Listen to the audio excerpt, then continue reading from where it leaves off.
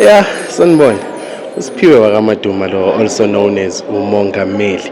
Yebo, namuhla ngise Sasol Recreation Center la engino Ms Hlathi khona from OkuhleKodwa Training Center. Awuthi mnike ithuba as introduce. Ms Hlathi, how are you? I'm good, sir. How are you? I'm also good. So please give us a brief explanation of who you are, why you are here, and what do you do? Okay. My name is Desiree Hlathi from OkuhleKodwa Training Center. We are a training center here at Bracken Mine.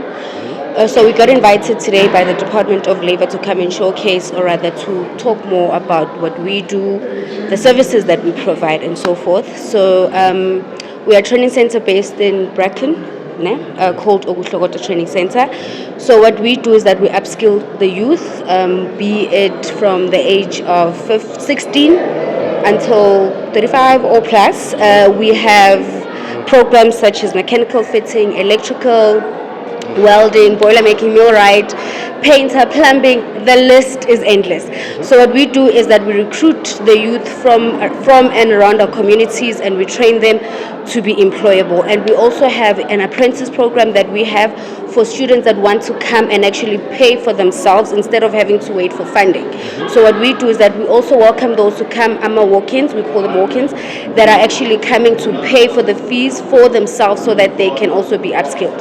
So basically that is what we are about. We have different branches. We have one in Caroline, we have one in Bombela, in Nkomazi, we also have one in Begersfort, and obviously we are a company that is growing, and we also want to grow with the community as well. So if anyone wants any more information, they can make their way to Old Bracken Mine.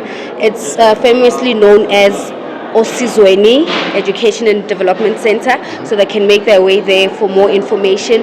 We have an open door policy, so whoever in the community in around Embalenhle that wants to know more about us, we are here and ready to train.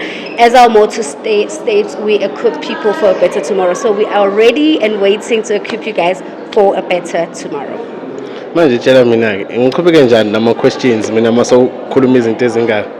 Proactive like that, my sir. I just have to say it so that you don't miss anything.